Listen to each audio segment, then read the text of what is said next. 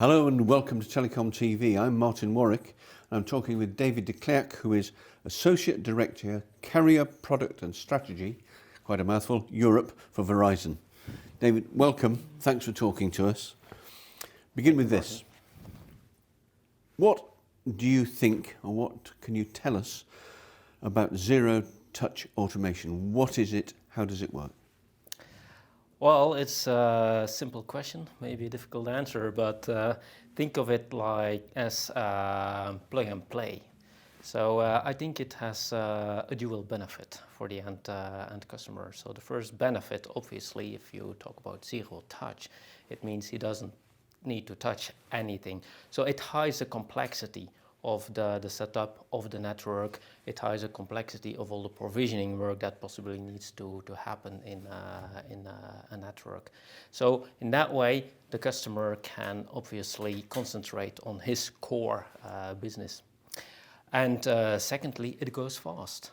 So the end customers of our customers, they more and more need to have the services turned up quickly.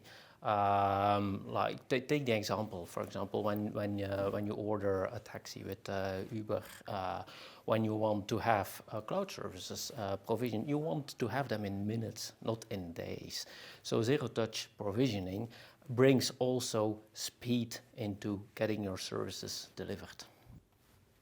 Thank you. Good. Now then, vendors will always love to talk and sell to service providers. And I'm sure Verizon is no different, and you get missives and letters and visits from vendors all over the place with varying solutions. What do you think is the best thing that the vendor community can do to help CSPs such as Verizon as you continue on your transformation journey? Are they focused in the right place? Well, they have a focus, certainly. If it's in the right place, I'm not sure. I think the best thing they can do is work together as a vendor community in order to help us CSPs to make sure that we can deliver on what we promise our end users. Our end users, they want to have zero-touch provisioned services. They want to have service chaining possibilities. In order to do so, what we need from the vendors is that we can create together with them the environment that makes it possible. There are a number of things that can be done. Thinking, for example, about making the licenses more flexible, the way they license with us more flexible, making sure that the interaction between the different vendors is more standardized, open standards, making sure that we as CSPs can interact not only in an automated way with our customers, but also in an automated way between CSPs. And I think the vendor community can help a lot there in order to break out from their own environment and create a real open environment where every vendor has its place and can interact with every other vendor. Interesting approach, yes. Back to automation, David. How will automation help CSPs provide their customers with the best possible quality of service? Well, our customers, they ask for automation. Looking at their core business, automation is what they need in order to make the promise they make to their end users true. Well, this cannot happen if we don't have that possibility. So we need to give our end users the possibility to automate their environment. So therefore, we have to automate our environment towards our end users. How are virtualization and automation allowing you at Verizon to offer your customers innovative services? And more to the point, what types of services are they buying from you at this moment? Well, I think that's a very good question. There are obviously a number of services that the customers already can purchase, but also would like to purchase. And it's a story. What we are seeing more and more is that we do not develop services on our own. Our customers, they help us developing the services that they need. So they have an active input in what we develop for them. We call it co-creation together with our customers. And actually that helps us as well, coming back to your earlier question, together with the customer, that helps us to go to the vendor community in order to help them develop the right stuff that we as CSP together with our customer need in order to make sure that our customers have the environment they need for their products. While automation is now regarded as being inevitable in the same way as virtualization is changing everything, there's a downside to it in the fact there's a human cost associated with it.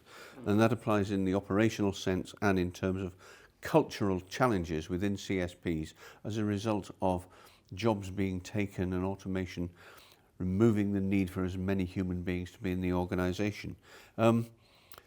What do you see as being the main challenges for CSPs, for Verizon, when it comes to automating these key functions?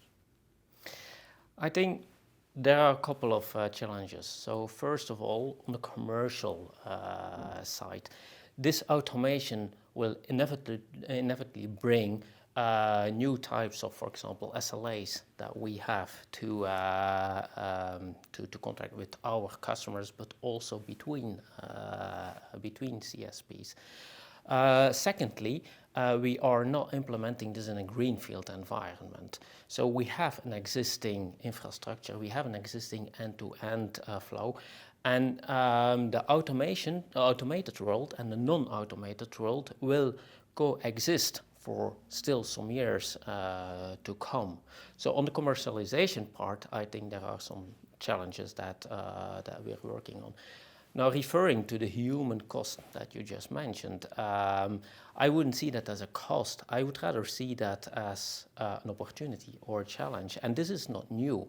So, for example, I was once reading this book about the Apollo program, whereby on the one side you had the astronauts who wanted to fly themselves a space capsule and the moon lander. On the other side, you had the engineers who developed the space capsule and the moon lander in a way that it could land in a fully automated way. So you had that tension between the users and the engineers, the development. Now, the way that accumulated in the Apollo program was a way whereby the astronauts were not flying the machines themselves anymore, but they became the backup for the fully automated spacecraft. So they were starting to work together in a completely new way and in a way that was satisfactory for both and beneficial for both. I think the same is happening now in our industry as well. You have the IT managers, obviously, who like to have control over their network. You have the CSPs, the vendors who can automate the network completely. We have to come to a kind of symbiosis whereby the IT manager becomes the backup, and we need to provide him with the tools as well in order to monitor what is happening. But I think it does not come at a cost. I think it comes at an opportunity for both the end users using a fully automated network, the people within the CSPs, they need to be reskilled, etc. So again, I wouldn't see this as a cost. I see this more as an opportunity. An interesting analogy. David Klerck, thank you very much indeed. Thank you.